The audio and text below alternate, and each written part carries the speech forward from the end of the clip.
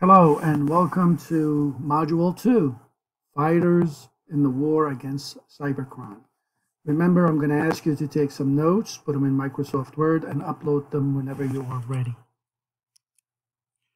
All right, in this module, we have two sections we're going to cover. We're going to take a look at the Modern Security Operations Center, that's the SOC, and then we'll talk about how to become more employable.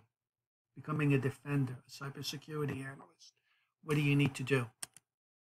All right, so let's start. The SOC.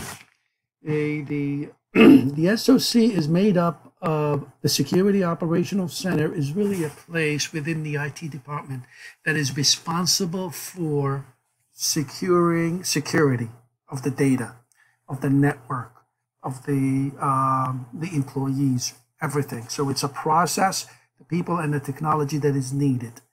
It could be in-house, most likely it's in-house, or it could be at least from somewhere else, depending on how big you are. All right, so that's the SOC. It could be wholly in the house, owned and operated by the business itself.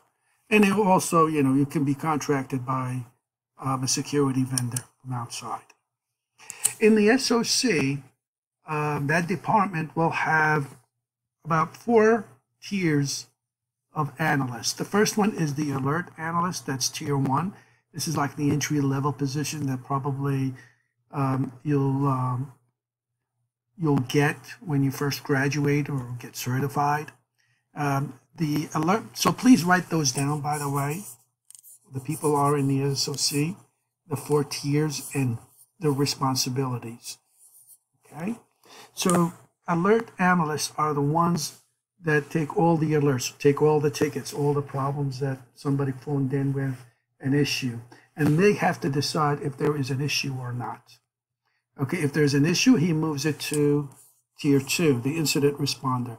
The incident responder will take a look at the incident and maybe they can fix the problem, rectify the issue.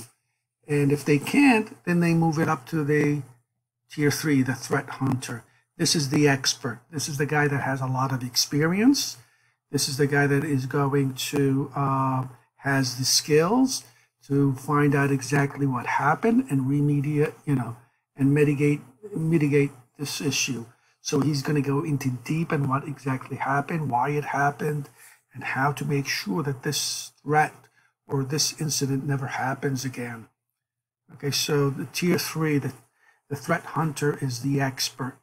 The SOC manager is the guy that manages everybody. Making sure, so typically he was employed at one of those tiers and ultimately he became the manager. So he knows the process. This is the best way to set up the SOC. Typically, it's like I said, it's within the IT department.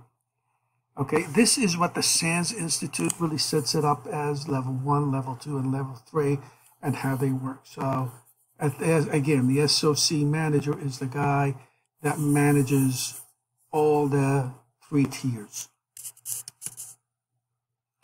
Okay, so again, it's pretty much exactly what we just discussed earlier. Now, the SOC, they need to get information. Where do they get this information from? It's from the SIEM, so please write this down. Okay, the Security Information and Event Management, the SIEM. This is a system where they get, gather information, aggregate all the information. It could be a software. The SIEM could be a software that takes all the network traffic, the network flows, system logs, firewall data, security events, everything. Put it all together and come up with what's the problem. They tell you, they filter all the data. They detect, classify, analyze, investigate threats. Okay, so they may also manage resources.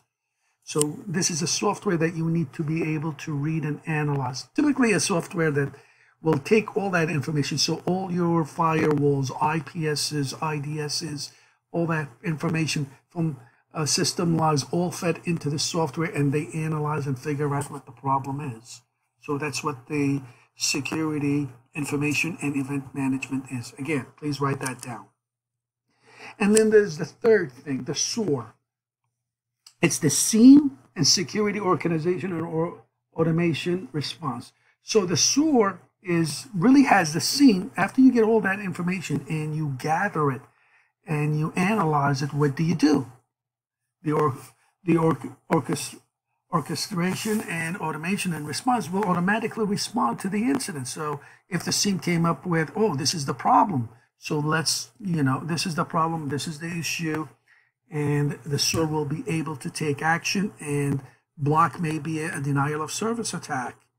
So this is very important. So remember, you need to know the difference between the SOC is the actual maybe organization within the IT department that must have a SIEM in there that analyzes all the data. Remember, the SOAR has those people in it, the tier 1, tier 2, tier 3, and the SOC Manager. But they also need to use the SIEM that analyzes all the data that comes from firewall, system logs, and all of that, aggregate all that information and come up with, what is the problem. And the SOAR is the one that takes action. The SIEM and the SOAR could be automatically done within software, right? Like large security operations may use the SOCs. They may have their own software. Typically, that's where Cisco can get in there and help out. If you have a very large company and you can't really secure, it might be more feasible to hire somebody outside your company to help you out with security.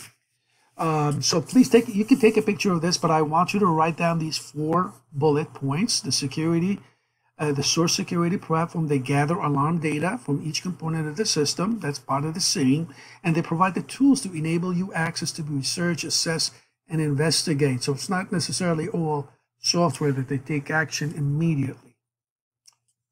So write this down. Now, in the SOC, they measure themselves to make sure that they are efficient. So please write these down too. This is important. In the SOC, you want to be able to figure out the dwell time. How long did a threat actor was able to have access to your data? So that's dwell time. Of course, you want to minimize that. You don't want that to happen at all. Then you want to take a look at the mean time to detect. How long did it take you to figure out that there's an actual incident? The mean time to respond. How long did it take you to respond to this incident? Again, you want to minimize these mean times. And the mean time to contain it. How long did it take you to rectify the issue? And time to control, the time required to stop the spread of the malware. So you need to keep track of this as the SOC manager and see how you can minimize these different times, right? Again, write these down. This is important. You will be asked questions on the CyberOps Associate Certification exam or even on the exam for the chapters and the final. So keep track of those. Okay. All right. So again, security offers help out with the SOC. They have the Smart Net Total Care Service, rapid problem resolutions. They have the P-certs and so on. Now, security versus availability. This is something to remember. The more you do, the more security levels that you have, the more you want to be tight in the security. You want to make sure that it does not impede or hinder the users having access to their resources. You don't want to make it impossible for a user to get to their resources because of the security levels you have. So it's always a balancing act. So you got to remember that. Security versus availability. You want the users to have access to their resources as quickly as possible.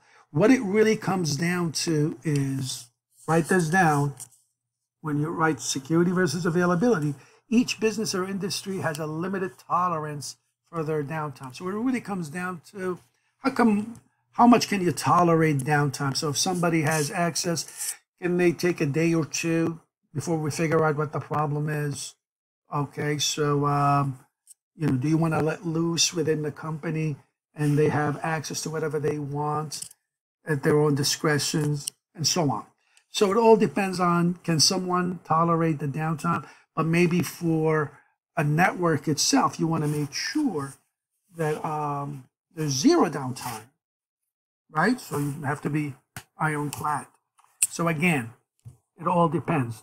The more security levels you have, the harder, I guess, maybe for users to have access to their resources. But again, the more secure you are, the better off you are, of course. All right, so let's talk about how can you become a good cybersecurity analyst, becoming a defender.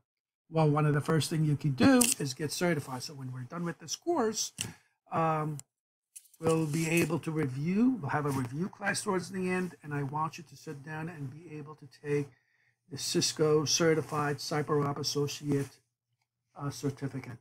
It should not be very difficult to do. If you've covered all of these chapters, modules that we went over, it should be easy to do. And it's very important to get your first job, maybe as an internship or a co-op, or maybe your first entry-level job. Along with that, if you have the CompTIA Security Analyst certification, that will be good to have. Another really good certification within the cybersecurity field is the ISC Squared, the Information Security Certification.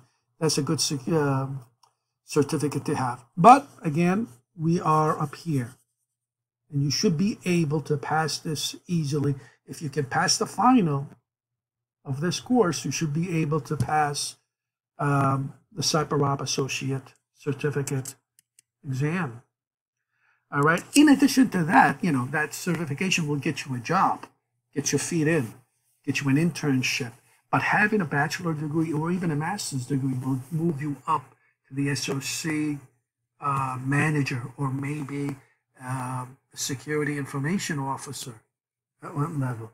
So it is definitely a good idea to get your degree if you want to move up the ladder. Having some Python programming or some Linux skills are definitely good technical skills to have in addition to your cybersecurity. This will enable you to, these are more within the computer science programs. Almost every degree, cybersecurity degree, will require to have some sort of programming or some Linux skills. Okay, where do you get more information? Indeed.com. All of these will allow you to have, you can find out more information about the jobs. What are the jobs available? So you definitely should go to one of these websites and find out what type of skills needed. And you can do a lot of this stuff. Udemy, Coursera, and even LinkedIn have webinars, but you have to pay for them, that they can get you up and running very quickly on almost anything that you want that you're not familiar with in terms of programming or even a course like this. All right, again, how do you get your first job? Get an internship. So after you get certified and maybe passing a few technical courses, and if you are in college, go to your career services. They should be able to easily land an internship. And typically, large companies, they hire internship and to find out who you are, your work ethics, and how good you are. And as soon as you graduate, they hire you. Why would they take a chance in hiring somebody else, a new fresh graduate, when they already got you? So internships is definitely the way to go as your first job while you're in school. If not, it's probably getting a degree, getting an internship, having your temp jobs maybe. That would be a good idea to start. All right, so here's a summary of what we did. So please write down everything that I told you and take a picture of the summary and submit that as well. Okay? So this way you'll remember exactly what we did. All right, so that's for Module 2. And keep up the good work, and I will see you in Module 3.